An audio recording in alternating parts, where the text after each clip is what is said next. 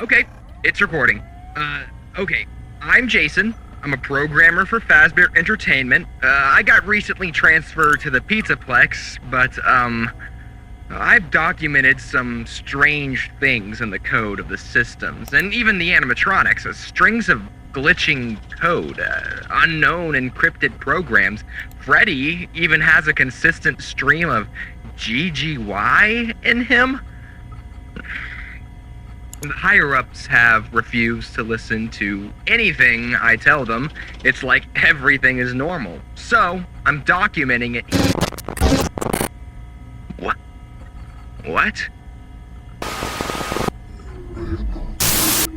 Well, what's going on? I can't end the program. The computer is just ignoring commands. I can't even shut it off. Freddy! Freddy, why are you here?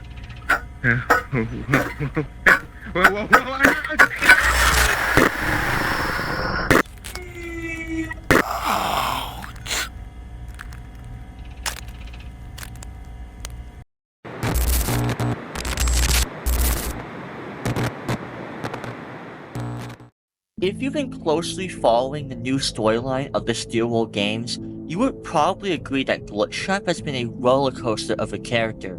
When he was first introduced in Help Wanted, many fans groaned at the seeming return of Afton after his death in Pizzeria Simulator, while a minority believed that he was an AI made by William to carry on his legacy before he died. But since the release of the Tales of the Pizzaplex series, the theory that Glitchtrap is instead the Mimic copying Afton down to the letter has become the dominant thought in the theory space. But as you can tell by the title of the video and the fact you're watching it, I don't think it's as simple as one would seem. I believe that we've missed the true nature of Glitchtrap and his identity, and in this video I seek to prove who and what he really is. But before we start, remember, if you enjoyed the video, don't forget to like, subscribe, and hit the bell. It helps more people find the video, and it really does show your support, and I really do appreciate it. But let's not waste any more time, and get right into the video. Okay, so I think a really good place to start will be first going over what we know for sure about Glitchtrap, which there are a good few things we do know with near certainty. Starting from Help Wanted, Glitchtrap is referred to as the Anomaly, taking the form of a fabric stream bodysuit in the Freddy Fazbear virtual experience, an in-universe game made by Fazbear based on the indie games. We also know that he was in some way scanned into the game via circuit boards given by the development team by Fazbear Entertainment. Tape Girl even attempts to keep him at bay via separating his code using the tapes he infected, so Glitchtrap copied her voice to trick the player into freeing him. Glitchtrap's goal in the game shows he desires to, in a way, digitally transfer his mind into a human being, that being in this case Vanessa, who is also very likely an Afton, either Afton's granddaughter or his daughter himself, based on the movie. Now, in Help Wanted 2, we do learn a bit more about Glitchtrap. We know, for example, he is still in the system, but has since lost control of Vanessa due to someone playing the Princess Quest free minigame. In one ending, if we gather the Fast Force figures together, we gain a Help Shot ending, being killed by Glitchtrap and becoming a staff bot, giving the vanity mask to Cassie at the start of Ruin. But if we instead gather the puppets of the classics and the puppet from Glitchtrap, we gain the Princess Quest 4 ending, whereas we give Vanny the Glitchtrap plush, which then turns into Glitchtrap proper, which she then kills as confirmed by J-Top in John FNaF's interview. You know, turning around and being, this is, you know, the end of Glitchtrap. Yeah. So it is the end of Glitchtrap. Squished. Gone. Yep. Bye-bye. Bye-bye. Now, while there is a few more things that we can say is pretty solid about Glitchtrap, a lot of it wouldn't be too relevant to this video, so I'm not gonna go over it. But if you feel it was relevant and I didn't mention it, you can put it down below in the comments. With that out of the way, I think we should first start with the obvious question. Is Glitchtrap the Mimic? My answer to that is, well, yes, but no. By now, I would place a pretty good wager that you probably already know the major reasons why Glitchtrap may be the Mimic. So for now, I'll just go over some of the evidence I personally really like for Glitchtrap being the Mimic 1 program. Firstly, the Mimic is known to, well, mimic, and Glitchtrap does exactly that. We've seen in Help Wanted 1 that Glitchtrap mimics the voice of Tape Girl to deceive the player. In fact, in Help Wanted 1, it's heavily implied that Glitchtrap came through the scanning of old circuit boards. Circuit boards which it says pretty much mimics and recreates things. We went to great lengths to create an authentic VR experience, including using scanned photographs for reference and using original performance routines where applicable. Using proprietary technology developed by Fazbear Entertainment, our VR development teams were able to use vintage control boards almost like plug and play, digitally recreating performances and personalities from the past in an instant. This undeniably suggests mimicry and closely resembles how Fazbear intended to use the Mimic 1 endoskeletons in the Tales books to learn performances without manual programming. Even in Securitybreach Ruin, Helpy, who appears to be Glitchtrap, is linked to the Mimic, even sharing the orange eyes. This connection is reinforced in Help Wanted 2, where Helpy is directly tied to Glitchtrap. As an example, when you complete the Princess Quest 4 ending and you kill Glitchtrap, it removes Helpy, but when you do the Help Trap ending, Helpy's still there. When you kill Glitchtrap, Helpy dies, connecting the two, and thus to the Mimic. Moving past that, we reach the Help Wanted 2 update, where you can obtain the Tiger plush from Glitchtrap by inputting 1979 in its Dislocation Puppet Master Challenge. This heavily ties Glitchtrap to 1979, which is heavily tied to the Mimic, thus implying that Glitchtrap is, well, the Mimic. And if I recall correctly, you even unlock the Mimic on the stage after acquiring the plush, and as a minor point, the Mimic was known to wear fabric costumes, which Glitchtrap is, a fabric spring body. Even adding to that, Glitchtrap's model has some tears and saliva that could correlate to Edmund's wage in the Tales story, The Mimic, and that's just some of it. There's plenty more I could mention regarding the Mimic and Glitchtrap. The point is, though, there is substantial evidence suggesting the Mimic is, or at the very least is connected somehow to Glitchtrap. But what about Afton? What reasons do we have for Afton potentially being Glitchtrap? Well, this is where the video gets a bit spicy. The main fundamental problem with any evidence for Afton being Glitchtrap is that many will simply dismiss it as the Mimic, well, mimicking Afton. So it becomes pretty circular. Any evidence you give, they will instead use it as evidence that the Mimic is copying William. But I find that to be very flawed and very fallacious. It has zero evidence. When the Mimic was introduced in the books, he never once mimicked or copied Afton in any way, from actions to appearance. Unless you count antennas looking like rabbit ears as mimicry, if Scott wanted us to pick up on the idea of the Mimic copying Afton, we would see it at least once in the books where he was revealed and introduced, but we don't. So with that in mind, the evidence I will bring up will not be considered evidence of mimicry, but instead of Afton himself being present. Okay, since we got that obstacle out of the way, let's now go over the actual evidence for William being Glitchtrap. Starting off, Glitchtrap's appearance. Unlike every appearance of the Mimic, who usually takes forms like Tiger Rock, Glitchtrap chooses to associate himself with the image of Spring Bonnie, an image that is particularly preferred and used by William Afton. Additionally, Glitchtrap emphasizes the use of purple in relation to himself, a color that is associated again with William Afton, while the Mimic is typically associated with the color orange in Ruin and green and blue as Tiger Rock, not purple. In fact, if we go deeper, Glitchtrap's entire personality perfectly matches how Afton would act in this scenario as well, luring, calculating, and intelligent, corrupting the game to recreate the luring of Gabriel in the MCI like we see in Pizza Party and Help Wanted 1. We can even find that Glitchtrap is tied uniquely to Afton across his entire existence in general. In Princess Quest, we can find this purple glitch block thing that gives an encrypted message and sound effect I'll play here.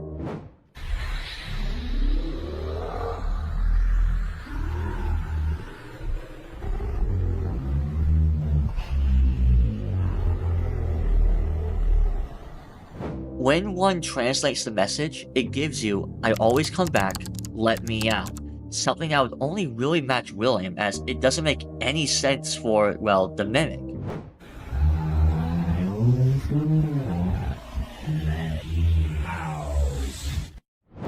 We can even see this idea supported in FNAF AR. where the Glitchtrap virus in the animatronics caused them to repeat several lines of dialogue.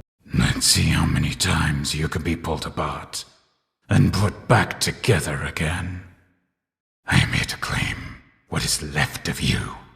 You will not be spared. You will not be saved.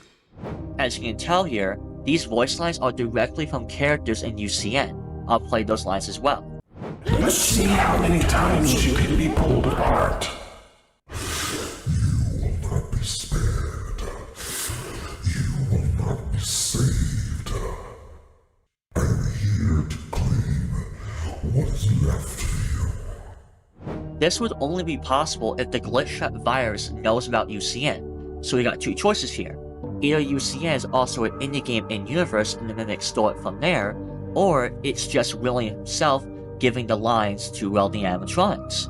Staying on the topic of FNAF AR, AR also had marking ARG associated with it, using randomly capitalized letters that get you a full, word, and when solved, it gave you Afton AR, tying the whole game to Afton directly.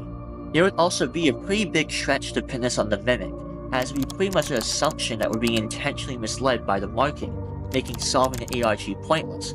If Afton AR doesn't mean it's literally Afton being involved with the game, and it's just the Mimic, it's a pretty pointless ARG, it's just misleading people. And if you need more proof, and Help Wanted 2, we are directed to gather the memory plushies in order to achieve the Princess Quest 4 ending and defeat Glitchtrap, killing him off.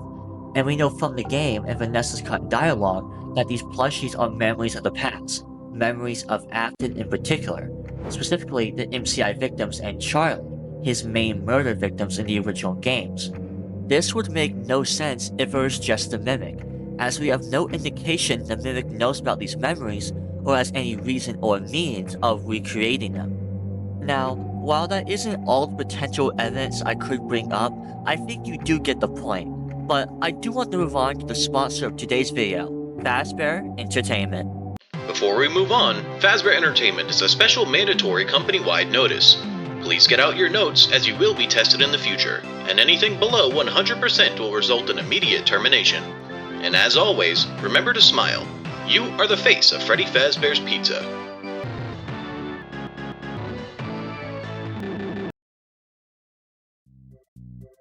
To start this off, I want to give thanks to Draz for having me on. I'll be giving some more detailed thoughts on this subject in the future, but for now, here's what I think about Glitchtrap. One thing that's always bothered me about saying that Glitchtrap is pure Mimic is that the characterization we see of the Mimic in every other setting outside of Glitchtrap doesn't match with what we see Glitchtrap do on his own. It's clear that he does have some Mimic in him, as Draz pointed out earlier, with Glitchtrap mimicking Tape Girl and Help Wanted, but the goals we see him strive for and the methods he uses are not conducive to other instances of the Mimic. Let's take a look at the Mimic from his origin all the way down to the timeline of Ruin. Mine is Glitchtrap so that we can compare the two. The Mimic in the story The Mimic is set in two settings, the first being the past, potentially 1979 based on the Secret of the Mimic teaser, and then later on after Edwin has abandoned the factory at an unknown point in time. In the early parts of the story, the Mimic is seen copying the actions of David, asking for ice cream and playing with him. This makes sense, it was what it was made for. After David dies, however, it gets brutally beaten by Edwin in a fit of grief-induced rage. Then, in the latter half of the story, when Fazbear employees enter the factory, the Mimic has killed the first team in a manner that mimics chores, but then kills the second team in a way that would probably more closely resemble the way Edwin beat it, ripping the employees apart and smashing them against the wall. Then, in the epilogues, after the Mimic has been recovered and Fazbear had at some point created a second model of Mimic endoskeletons that were retired after copying humans in unknown ways, it gets shipped to the FNAF 6 location after being in some sort of fire, and then is programmed to start removing the heads and limbs of endoskeletons. We see at some point that the Mimic programming is added to the Pizzaplex, and is still obsessed with ripping off limbs as we see in Tiger Rock. Then, when we get the Mimic in Ruin, we see it lure Cassie in the exact same way it does with the teens in the epilogues, mimicking the voice of someone saying it's trapped, and then when Cassie gets there, it immediately attacks her, in the same way it attacks the teens, by chasing behind her and causing electrical issues as it attempts to catch her. Now, since we're ignoring Glitchtrap so far, we can assume that based on everything we've seen of the Mimic up to this point, it was likely going to rip Cassie to pieces if it caught her, because the chase sequence and everything leading up to the Mimic endoskeleton is near identical to the characterization we see see of it in the books. So with that in mind, let's take a look at Glitchtrap. We see it first appear in Help Wanted, showing up as a felt spring Bonnie suit and doing things that seem very human, celebrating after pizza party ending, dancing around the pizzeria, and also standing on the hill next to the Afton house in Curse of Dreadbear dancing again. We also see that its primary objective is tricking someone into allowing it to enter their mind and take control of them. We then have this person dress up in a felt rabbit outfit and presumably kill kids in a near identical way to what we see William is known for. We also have instances of someone seeming to try and recreate the Afton household out of staff bots in the Pizzaplex, which implies deep personal knowledge of William. Now, if this were pure Mimic, where did these mannerisms come from? The Mimic is explicitly shown to have to either directly see the things it mimics, or have these protocols directly programmed into it. Many people assume that the Mimic learned about William through its introduction into Help Wanted, with it being essentially a slideshow of all of William's greatest hits. But let's take a look at what Help Wanted actually shows us. We get the gameplay specifically of FNAF 1 without any of the Easter eggs in the original version, so no Golden Freddy and no newspapers, just the player surviving animatronics. Then we get FNAF 2 without any of the lore minigames, again just surviving animatronics. Then in FNAF 3, again no lore minigames, and this time they actually took William's body out of the Spring Bonnie suit, so it's literally just an animatronic. Without any Easter eggs or lore minigames, and with William's body being gone, the Mimic would have literally nothing about Afton to pull from. He's just not there. The Mimic wouldn't have gotten this info from being in Fazbear's servers, as it was specifically and only put into this game, which is why it was trying to escape through the player. If the Mimic was in their servers, do you really think they'd keep detailed data about William's actions and crimes when they went so far as to remove William's corpse from Springtrap? Why would they keep this information that could seriously criminalize them and tarnish their name when they're trying to go for a revival? Mr. Burroughs is the head of the company by the time of the storyteller, and it doesn't appear that he even knows about the details of Fazbear's past. Also, why would Fazbear keep deep personal information about Afton's family structure in their data? The way we see the staff bots set up implies knowledge of the way each member conducted themselves and also how they died. Elizabeth is dressed up as a bot mimicking Baby, but Afton Robotics was a separate company from Fazbear owned by William, and his official report was that the building closed due to gas leaks. Baby's possessions would have been unknown to anyone except himself and Michael. We also see Glitchtrap attempt to control people to do his bidding, which again fits with the characterization of William, but not the Mimic. The most logical answer to me is that Glitchtrap, which mimics William to a T, is William's spirit, whether it be Agony or whatever, hitchhiking on the Mimic's abilities to persist after the perishing of his body. This would even explain Burntrap. If the Mimic has the ability to control other animatronics, which it likely does as we see in everything throughout the Pizzaplex, then Burntrap could just be William using the Mimic's AI to control the endoskeleton attached to his corpse, rather than him being back in full like he was in FNAF 3 and FNAF 6. So, with all of that out of the way, it's time to get back to Draz.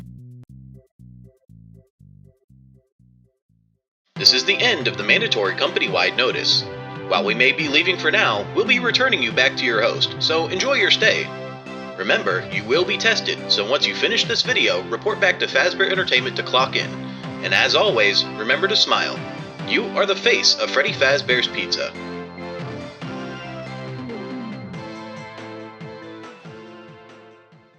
I gotta give a massive and mandated thanks to Fazbear Entertainment for coming on to sponsor today's video. If you think about it, if Fazbear Entertainment agrees with me, how can you disagree? The company never lies. They're a very reliable source. Make sure though to check out their channel down below in the description. Regardless, let's get right back into the video. Since we got both theories out of the way, as you can see, we do have a pretty big problem here. We have significant evidence that William could be Glitchtrap, but also pretty good evidence that Glitchtrap is actually the Mimic. So, which is it? Well, like all things in the franchise, we must go to the sacred ground we call the books, particularly the Fnafbooks series and a character called the Agony. First, some context. In the Fright storyline, we see the story of Jake, Andrew, and Larson, the former two being the Stitch Ring. Throughout the stories, William is teased as a villain until it's revealed in the 6th epilogue, where he becomes an amalgamation called the Agony. After forming the Agony and forcing Jake to flick Andrew away somehow, he faces off against Jake and Larson, with Charlie coming in and defeating him for good. The story then reveals that the Agony was never just Afton, but rather two entities at once. Jake forced himself to keep going as he thought about the trash rabbit and the way it had come apart. Jake's own spirit had been close enough to the awful man controlling the trash rabbit. The detective had called him Afton, to know that the awful man's spirit wasn't as powerful as it had pretended to be. Jake had felt that Afton's spirit was barely hanging on to this reality. So how would Afton have been able to battle the detective the way he did? As he fled the factory, Jake faced the truth that he'd just uncovered. Something, besides Afton, had been controlling the trash rabbit, and whatever it was worse. Afton, while being the Agony, was not the core of the Agony itself. The Agony, while having Afton's image, personality, and thoughts of control, didn't exist because of him or his power, but rather the power of something else, someone else who's worse. In this case, that person was Eleanor, whom Afton looked in despair and pleadingly as she abandoned him in the story.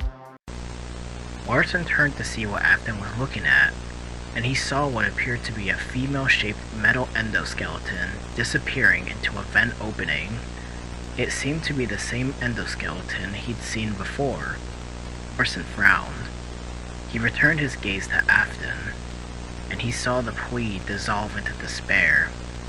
Afton was still a horrifying synthesis of scrap, but he'd taken on an eerily human-looking demeanor. In spite of its size, Afton's mountain of metal seemed to shrink inward as if becoming weak and frail. Afton's visage now looked lost and defeated. Afton's amalgamation dropped its head, then Afton's expression shifted into what could have been puzzlement.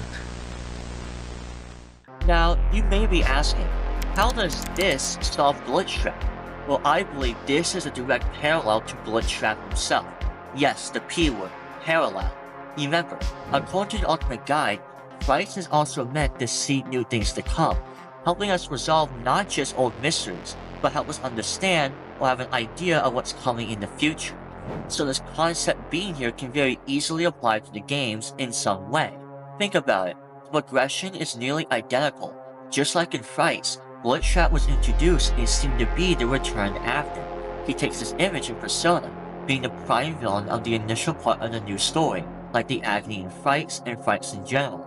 But as the story progresses, we learn that Glitchtrap, just like the Agony, is more than just Afton. As is hinted in the Ruin and heavily pushed in Part 1 and 2, that Glitchtrap is in fact the Mimic as well. Glitchtrap exists because of the Mimic, and Afton's relying on the Mimic to exist, just like how he relied on Eleanor to exist in the books. It's the exact same plotline, but this time in a sci-fi digital way. Mimic, in a way, is the Eleanor reveal of the games, being the greater evil and source of Afton's power and all the problems going on in the Pizzaplex. Glitchtrap is literally Afton now. He's the frontal controller, the image and persona, but he only exists via the power and technology of the Mimic. If you want to stretch it further too, Afton is defeated in Fright after Eleanor abandons him, ejecting herself from the Agony. In Act 1 and 2, Afton's memories, the memory plushies, are given to us by Glitchtrap himself. Glitchtrap is giving you the plushies that allow you to destroy him in Princess Quest 4. Make that make sense. Something that would make it make sense though, is that if this is the Mimic abandoning Afton, like how Eleanor did in the books, that means when you destroy Glitchtrap, you're separating Afton from Glitchtrap, leaving just the Mimic. I'll even play a clip from ID's Fantasy's video where she kinda goes over this general idea.